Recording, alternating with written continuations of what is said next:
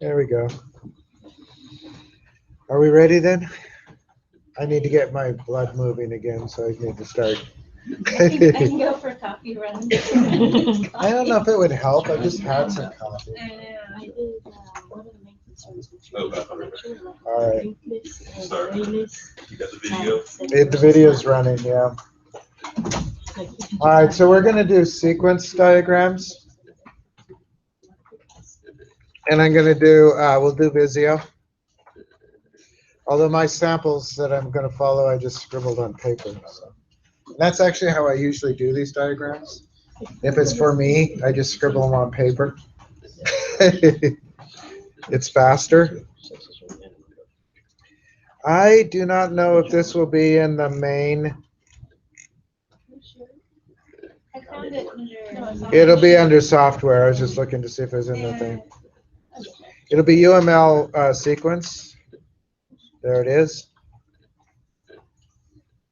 And I'm just going to do a create. I'll just do it the blank. I don't want one that's already sort of modeled. Going to bring it up to size. So sequence diagrams are about how things talk to each other. So I'm going to do, the first one I'm going to do is probably in your assignment, but I'll do it anyway, which is just a login. So what we have here is we have like an object. And this is a timeline. It's not a measured timeline, you know, it's just in general, this is time moving down, right? You can label these. I'm just going to click in that, and I'll say that this is the web form. So the web form would be an object. And then I'm going to, some of you took 172 with me there. I'm going to say that this is the web service, basically. And again, we're going to do a login, right? And then I'm going to do a database, right? It's going to talk to the database. It could even, you could have more layers here. And if you don't like the fact that the E drops off, you can spread these out. All right, so what you do is you list your objects, right? And then we're going to talk about how they talk to each other. There's also, in these, everything is sort of optional here, but I'm going to put like this green thing. It's basically when is it active. So if you need to keep track of the states of an object, you can say when is the object active. Does that make sense? Because there are times when it's really important to know if an object's active or not, if it's working or not. So when you log in, you click the button and you pass a message, right? And I'm going to say we pass it to the web service. And I'll get the activation over here. I needed to hook. This is always the problem with. Now, on this, you can say, what is it you're passing, which would be what? User and the password, right? So we're passing those two things. I could even, if I want, put them in parentheses to show that they're parameters.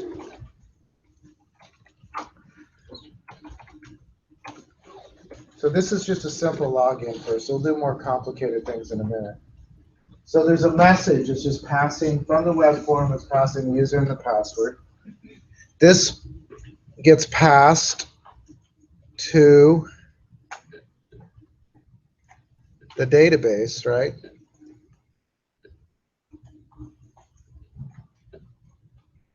I hate that that doesn't stick.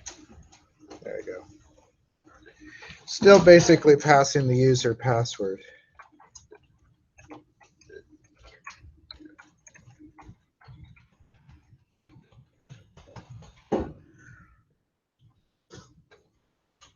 It passes, so this is a return message.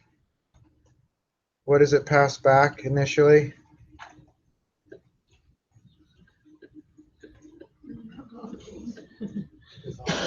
What?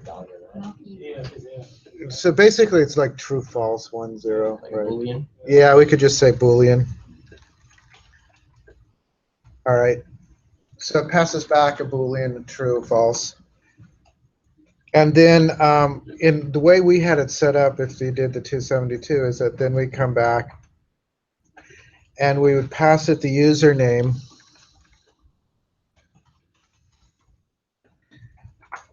And we would get back the key, right? Notice there's return messages. So it's going to pass back the, I'm just going to say the user key. That's what it passes back after the query when we pass it the username. It'll be, you know, a query. It actually sends more than the username. It sends a query with the username. Okay, so then I'm going to extend this a little bit. We get the user key back to, it passes it back to the form. So I'm just going to do user key.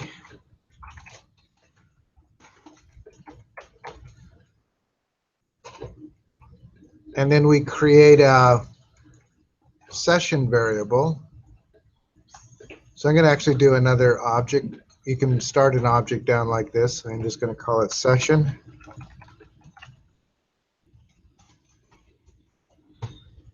And I'll pass it the key. We'll add the key to the session.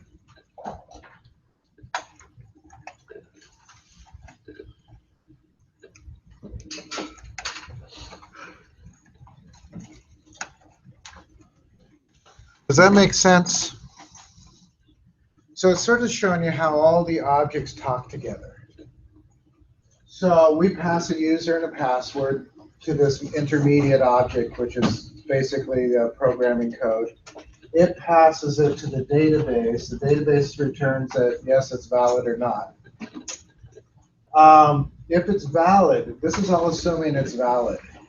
Because if it's not valid, it ends here, right? But if it is valid, then it passes the username back and gets the key for that user. And then it passes the user key to the web form. The web form creates a session and writes the key to the session, which we can use later. Does that make sense as a diagram? The main thing here we have are just, we're passing things between the classes and what comes back. So it's sort of the back and forth between classes. And again, it's time in a relative sense as it passes down. It's not measured. You know, it's not like each of these is a click or something. Does that make sense? I mean, this is a real simple one. We'll do a couple of little more complicated ones. Questions on that? There's other things that we aren't doing, like looping. You could do an alternate on this. There's a return message. There's also asynchronous, which I think, am I using the asynchronous? Oh, you're using message. Yeah, I am using message. Okay, good. What the asynchronous is if you want it to be something that you can pass and the program continues on before the reply comes, right? So asynchronous means that you don't have to, normally the way things work is you send a message, the program pauses until it receives an answer, right? So if you don't want to do that, you can create an asynchronous message where the program continues and the answer comes when it comes, but you know, it's not, it doesn't have to be immediately and the program doesn't stop for it. One of the kinds of things that you do is the asynchronous where it's like, you know how Word does background saving?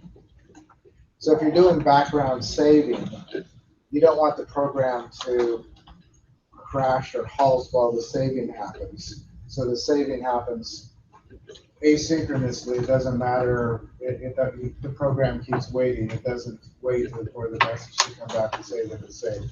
You can, if you want, you can just stop everything, save, and then come back. All right.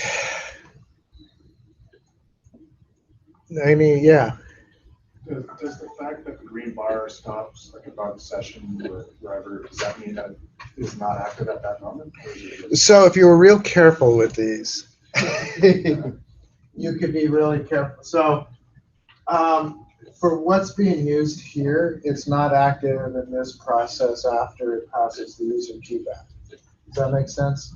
So it matters what it's doing, what you're showing. Yeah, it matters what you're showing. Now you can, it is also, if we were doing more complicated things, you could have another activation. I mean, it's okay to do like this, where it's active here and then it's reactive here. You can also just make this continuous if you want to imply that the web service is always active, it's always in memory. Does that make sense? Because it could be. And I guess it depends. These things can get really detailed and they're really close to programming. If state is really important to you, then it might be really important to make these green lines proper. I just sort of give the general, when is it active within this process? But if you wanted to show the actual state, so if the web service is declared inside of the method, the login method, it actually is only going to exist for to about this point or a little bit, probably die at the user key. Right? If it's because the scope would be within that one method. If it's declared at the class level, then they would always be active as long as that class is there. And if you want to display that, that's a good question. The database too, you could argue, is always there. So it would be really a matter of just when it's active in relation to the program. Yeah. Other questions? The thing about these is that they can be wonderful when you're confused. In the sense that some of you know, if you make a program that has a lot of different classes, trying to figure out how each class is being used, when it's active, who's calling who, what's talking to what, can be really complicated. And this, although this can take some time, it can take some real thinking and working out, but it can make it much clearer what's going on. Do you guys remember my game example where it dealt a hand, the Java example? Kinda. So some of those, let's just do, I'm going to do player.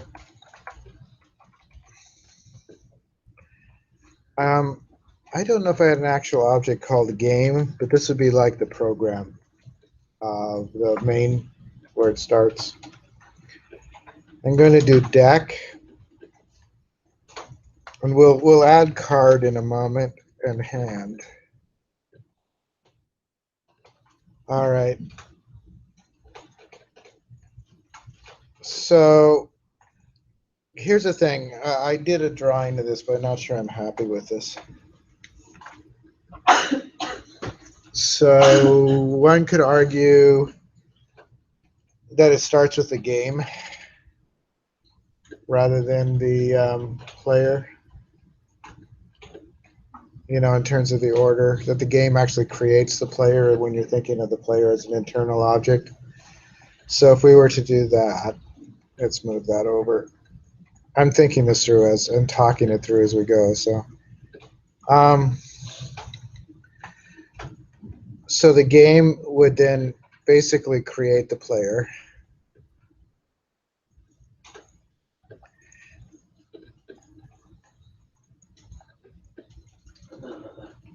What?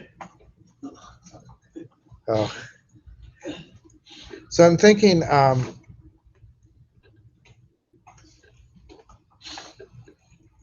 so when we start the game,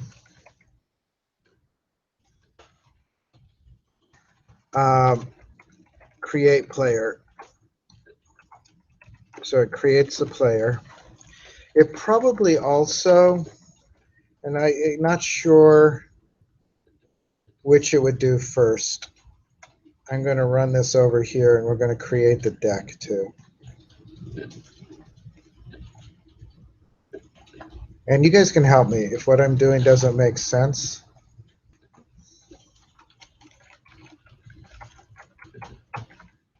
Or if you don't want to say, so create deck, I guess we could do that. Inside of this, I'm going to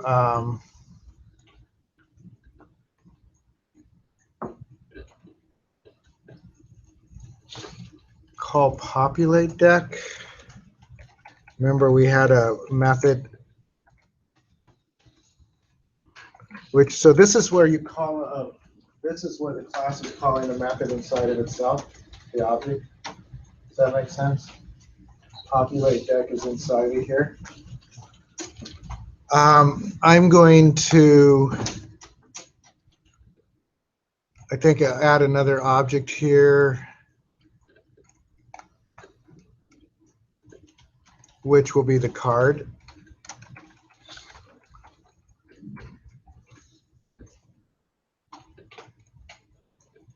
And part of the populate deck will be to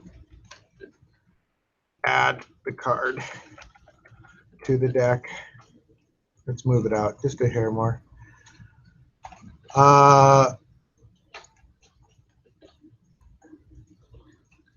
And then I think I would do this. I'm going to do a loop here. So it's a loop for adding the card. And I can make that loop a little smaller.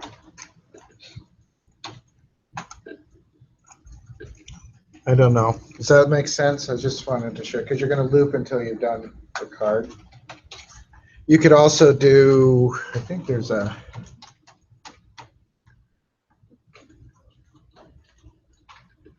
interestingly, there's no note thing, but I could do a quick text and say, yeah. The add card message goes directly to the card. Well, so add card creates the card.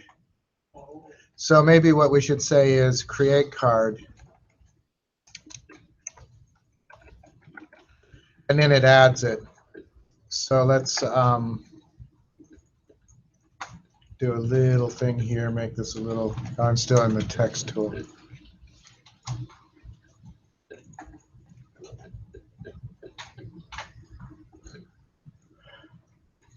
And then we'll add the card.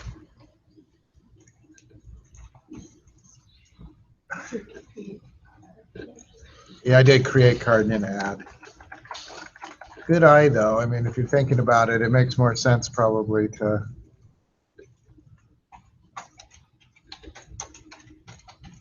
And I'm going to expand my loop beyond the card. And I did a little note there that just said times 52. Because we'd be doing 52 loops. And when I move that, my green thing didn't move, of course. Okay. So I just wanted to show you a loop thing. This I'm going to expand down a little bit more.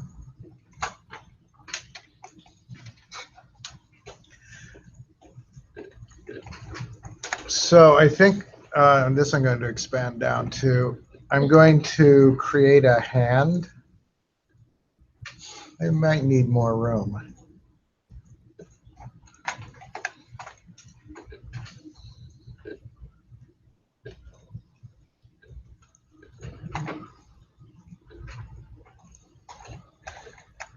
All right, so I'm going to do a hand. And a hand is basically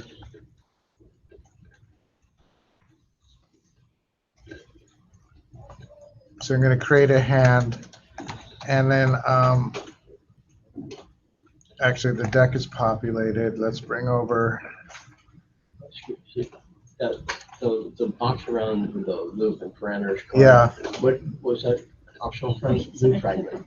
Yeah, it's loop fragment. It just means that it loops there. how did you get the message to go make a square? What do you mean make a square? Well, not where it says times 52. Oh, I used a text box. Can you also just put it as a parameter?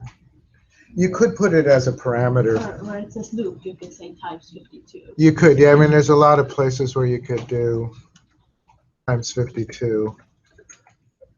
Well, I'm referring to the line. Which line? Oh, the loop line. Yes, the box.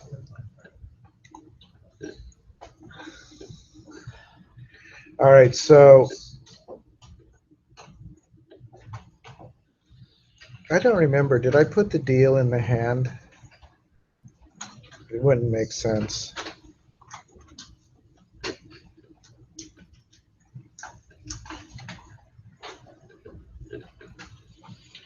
So I'm going to come across here and say deal. And the deal had a card, so let's say it's 5 card stud or something. So I'm going to just say how many cards to deal.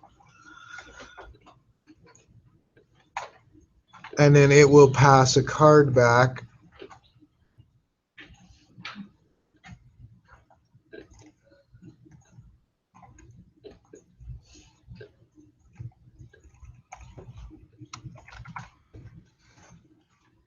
And if you wanted to do another loop, you could say that this part would loop.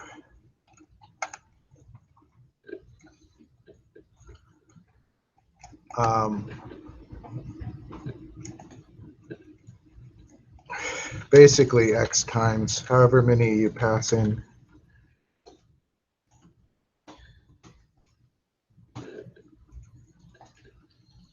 Kind of messy.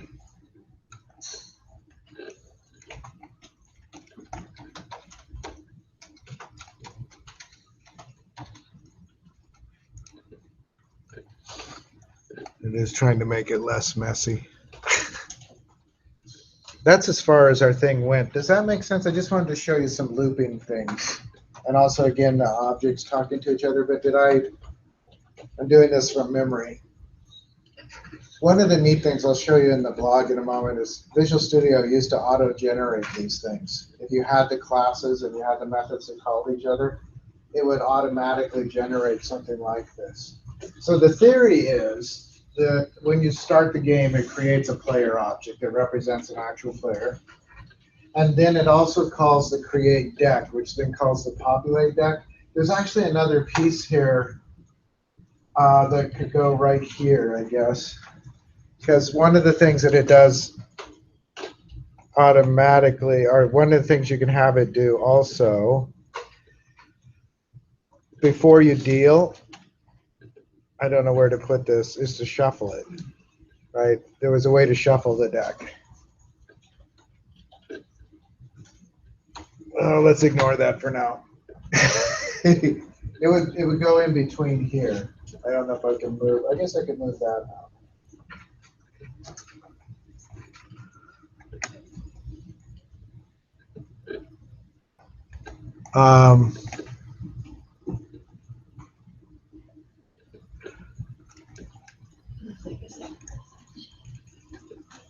I'm just going to say shuffle. I think shuffle was a public method that had to be called. So I'm going to call it right there. And I'm going to move that up just a hair more just to make some space. It won't go any higher. Should go higher. Why won't it go higher? There it goes.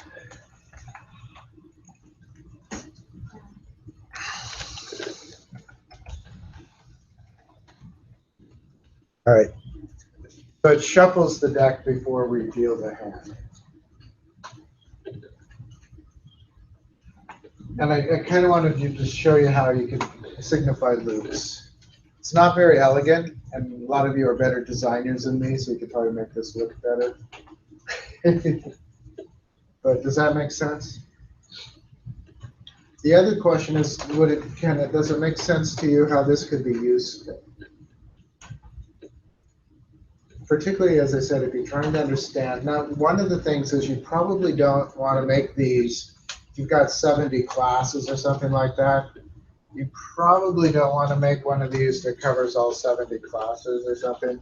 You probably want to break it into areas and into specific events or like use cases, as opposed to doing the entire program on like a whole wall. Maybe that's useful to do once for like a background, but in general, they're hard to read if you make it too complicated. What's the difference with parameters? So parameters are when you're looping. So I put times 52, but that might actually go down here. It's also, I'm not sure what else you can pass. If there's something that changes every time in the loop, you might want to put that in there, like if there's a parameter that comes into every loop. I don't know. That's a good question. I think you can put anything you want here. One of the points of UML was to be general enough to be used in any kind of situation, right? So it's not meant to be super specific to any like programming language or any particular model other than object-oriented modeling. So I could do one more for these if you guys want. I'm trying to think of what I haven't touched on. So other fragment, an alternate fragment is like a box where you show a different route. So you might use the box where you show, like in the login, if I went back to that, there's a different route where the login is no good. So you might actually put that into a box if you wanted to show both of them. Does that make sense? You want me to go back and do that one? Other fragment is just really for anything you want to put there. Optional is if there's a piece of it that could run or not run. It's optional. So you can put boxes around things to sort of further define them. That's what all these boxes are. I have no idea what an interaction operand is. Anybody have an idea for that? Does it have any clues? Models one condition within an if-else construct. Okay.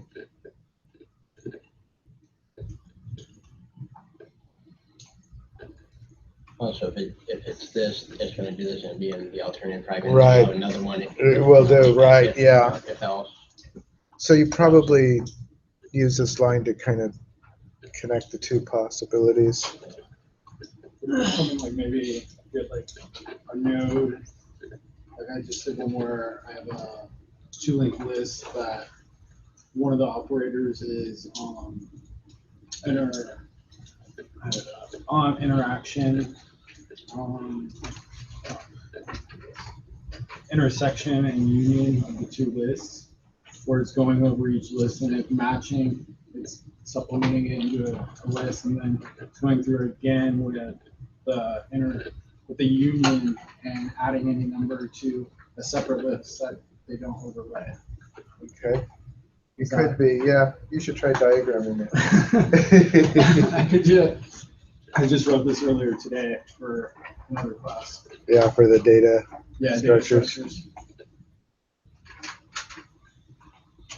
Actually, I'd be curious to see that if you could substitute it for one of the assignments if you wanted. It's probably harder. You can, these timelines can be shortened or lengthened as you wish. They're really not too relevant other than, as I said, they show time moving down. Time moves forward as it goes down. All right, so let me show, I think I'm just going to show some on the blog.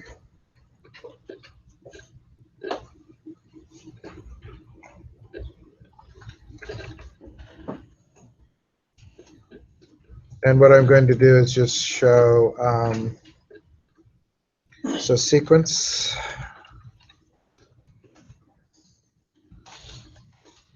It's hot in here.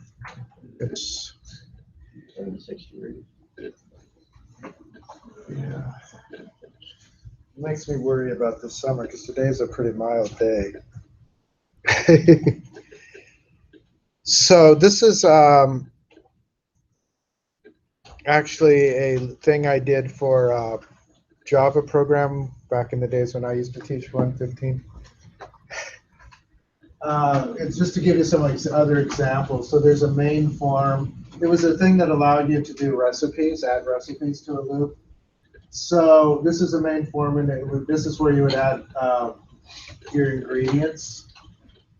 And then once the ingredient had been, this is one ingredient, and then it was added to a list of ingredients.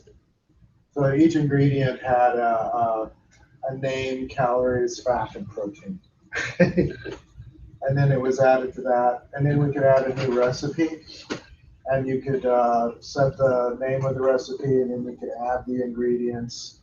And there's a loop there for adding the ingredients that go with that recipe. And then you could add the directions, and then you add the recipe to a list of recipes. Does that make sense? It was a Java program to show programs interact, classes interacting. Let's see what else I got here. Whoa, they all went away. Why is it when I go back? So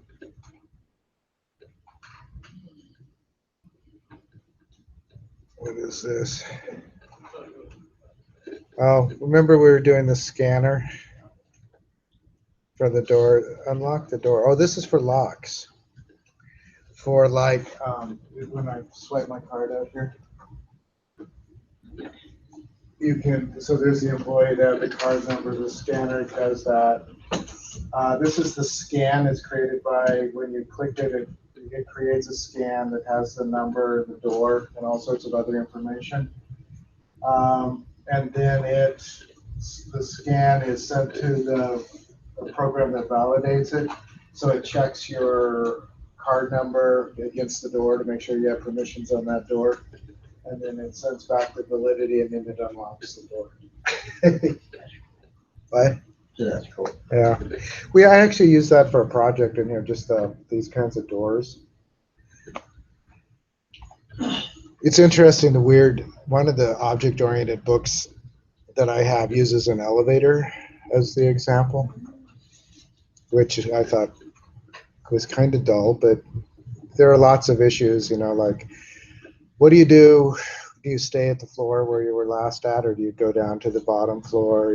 How do you how do you respond to a button push to open the door when people are coming? And there are all sorts of different things you could do. It was actually it's still not my favorite example, but it was kind of odd. This is the program for. It's the same thing. But this is one of those that was auto-generated by Visual Studio back in the days when it would still do that. So it has the main program, create scanner, creates the scan, it returns, it calls validate the scan, passes the create validator, return, scan validator, so it validates the scan, and then it returns to the program. And I think what it said in the program here is open or closed, right? The door was either open or closed. But that's actually what it used to do in Visual Studio. They actually made some pretty neat diagrams. And this one is based on actual code. So these are the actual method codes. That's really cool. So they don't include that anymore? They don't, and I don't know why. You can draw, this is what the class diagrams look like.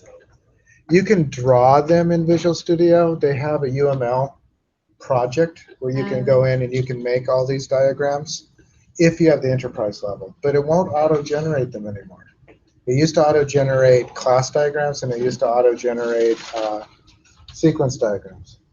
I noticed on the previous diagram that you showed, the activator. Yeah, oops, there we went again. Did you already mention why? Probably already mentioned why that is. So which one? This one? No, this, That one? yeah. See how I think that's. There's a validator.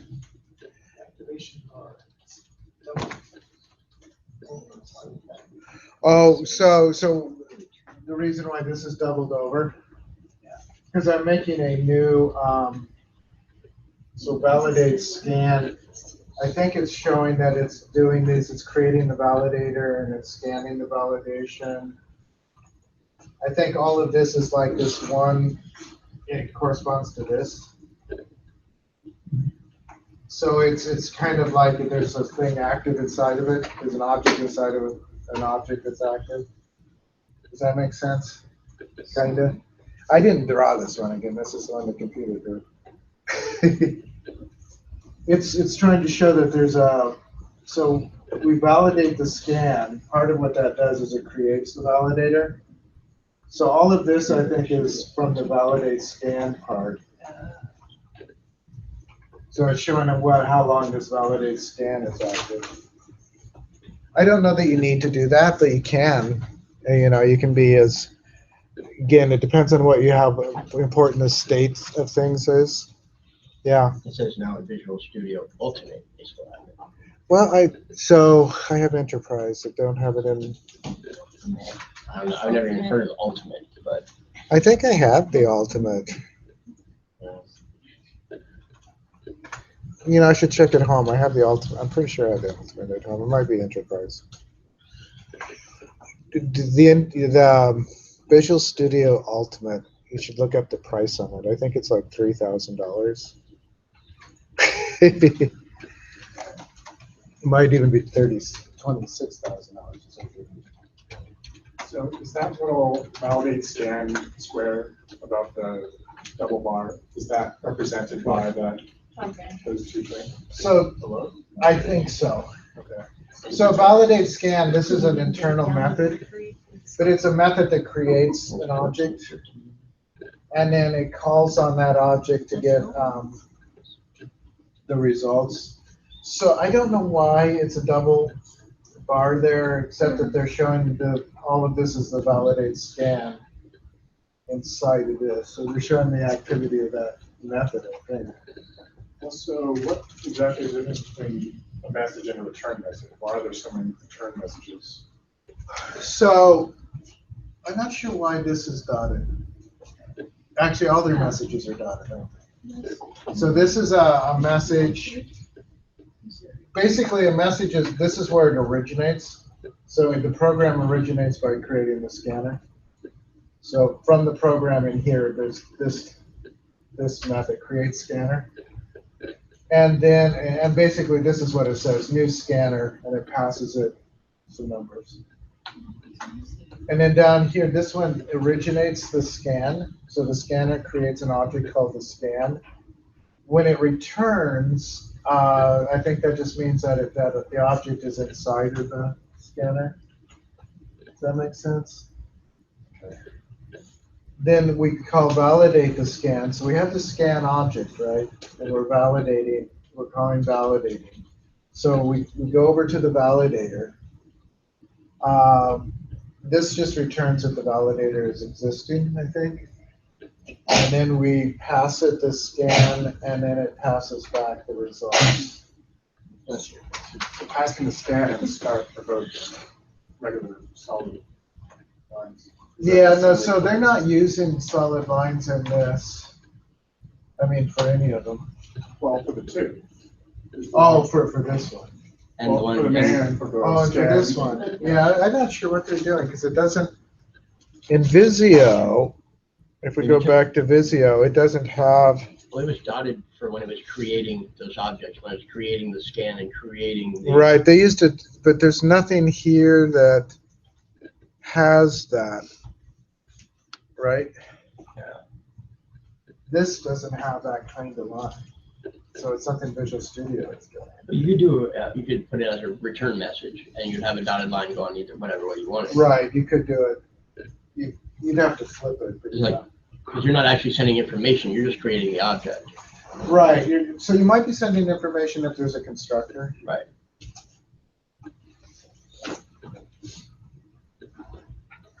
I'm not, so Microsoft, although this is a Microsoft product too. Microsoft doesn't always follow the standard drawing techniques. I'm not sure what, within Visual Studio, it may make a difference whether it's a, actually we could look. Yeah, I mean, because even the version of Visual Studio we have has the UML project, so we can see what their tool set is, if we want. And just see if there's any other things to look at here.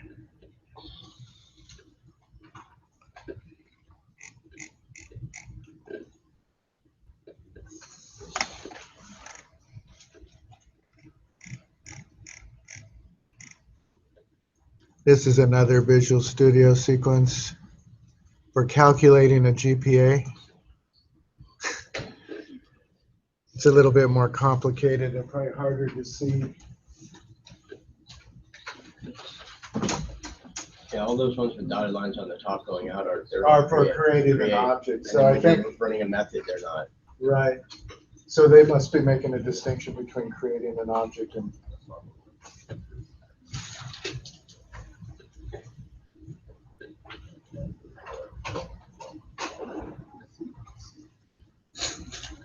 And then notice it has, although you can't see it unless I expand it a little.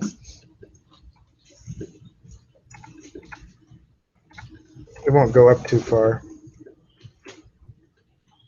But it has the actual method call, including the what's being passed with those different methods.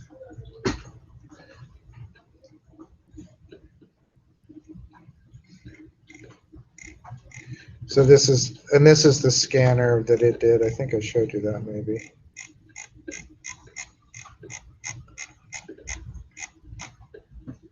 I think there's probably others in there, but that's good enough.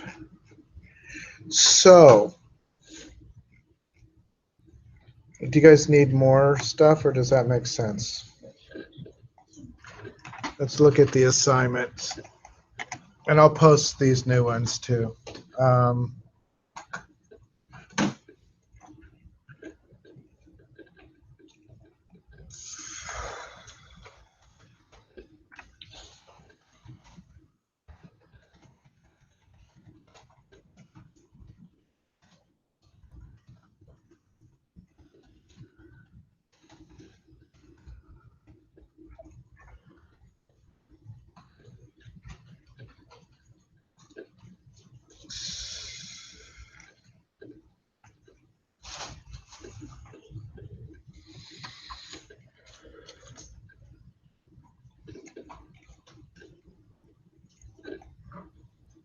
So I think create a sequence diagram that shows how the classes in your prototype code communicate, and then create a second sequence event for a case that your prototype did not cover, I said. So basically 2 sequence diagrams for the group. One that kind of covers what your code did, which most of yours is just creating a list of something, right? Which is okay. The second one, you could be a little bit more creative if you want. You can some part of your program that you didn't actually build, but you might want to figure out how the code would look, if you want. On the individual one, so this would be individual communication between classes, sequence diagrams. Actually, it's pretty much create a sequence diagram to show how the message to pass between objects when you log in. So that's pretty close to what I just did. And then the other one is show the messages that pass when a donor makes a donation. You can do others if you like, but those would be the ones for the group and the individual. These can be hard to draw because if you have to think about how the classes would talk to each other. But they're also, as I said, they can clarify really complicated things. Make it a lot easier to figure out how to do something. To me, it's always, so it's probably best to do them before you write your classes so you have a sense of how they're going to do it. But they can also be useful after the fact so that you can trace what's happening, when things are going on. particularly when you're troubleshooting. Okay, you guys okay then? So I'll let you guys get going on this. So I'm not here at all next week, right? We're in this class, we're in fine shape. We're actually ahead of schedule. I think I underestimated how fast you guys would complete things, which is good, I guess. It's unusual for me. I usually grossly overload people. You know, all the machines are working. They have machines in it. Well, we're not using the virtual machine. Yeah. Right, yeah. What we can do, so the last thing will be testing, and I'll introduce that when I get back. That won't take a whole long time, but actually when I get back the 6th, that's the last real week, isn't it? Then it's finals. Yeah. Do you do anything during the finals week? So finals week, I'm open, but I'm not gonna. So the lab will be open. I can help you with stuff if you're still catching up on anything, but there isn't a final per se. Yeah, it should be pretty short. I was already thinking.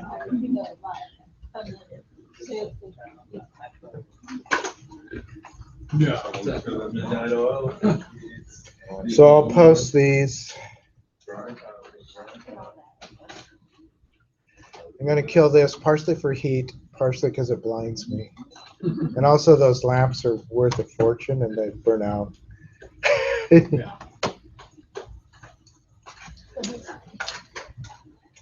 There's a reason they're in a steel cage too. Some years ago, some people came in dressed as if they were like workers, and they stole about 12 of them. Oh. And those cost about as much as a row of computers. So What did they say? the projectors. And you know what they're used for on the black market? I don't know if they are anymore. But to project like Halo on the wall. Yeah. Oh, man.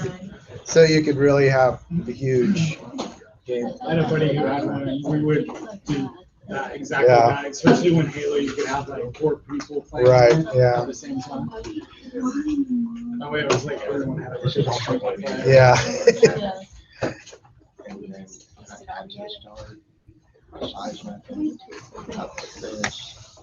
But those things cost a lot of money. At least these do. Yeah. I think he was like a club promoter. Oh. That's why he had one. And so he'd throw big parties at his house, which is up in Bellingham. But it was weird, Whatcom, the community college up there, Yeah. didn't have cages on theirs either. When they first, and this was like back in 2003 when I was going there. Someone came in and took about 6 of them too. Yeah. Well, the thing was, I think there was I read. I mean, almost all of them are caged and bolted, and Absolutely. I think there are cameras now. But in any case, I am sure Oh, yeah. that I can it's a problem. A good preference. Yeah, and, you know, so here, the Java code solution. Code, May be only a method. and no, the solution may only be a method rather than a running But program. the solution doesn't have to be a method. It can be something else. The solution can be a It's a verbal code. solution. Code solution. That means code. But it is what I would Do you want to choose see what I to turned write. in? I did, what did you do? I did 2 like linked lists where a union and intersection ran code. I did a doubly linked list that tells whether or not your doubly linked list is a palindrome. Yeah. Oh, I did a reverse one. You know, flipped it, I almost did that one. Yeah. That one, because that one was really interesting. Because I almost might It's pretty remove easy. some, because I wrote it as a program, and I think I have some You extra. go all the way to the end and put it at the beginning. Yeah, yeah. I have And then extra you've gone back. methods in there, I might just take out and just keep. I researched that one, I almost did it. You had a choice of which ones to do? Yeah, like, but it has to be like a list. Right. Like this, So still I do the library and so lab. The lab? All right. And So given two linked lists, create union. Okay. and brain activity. Yeah, you too. I mean, you won't have a trip, but have a good time here. So, I Yeah. mean, I did a lot of research on stuff, but these are the two main ones. Did you put it together? Yeah, I have, it's actually running right here. So this is I like was trying to the begin linked with. list class, and then my linked list app that runs everything. I've already put everything in. It's gonna go. Yeah, so this is essentially And then on Sunday, I the put numbers I mine. put in. Was So when I like, go to run. so first I met one friend at it's 7:30. the first list, second list, Laptop. intersection, Another friend was like, and then union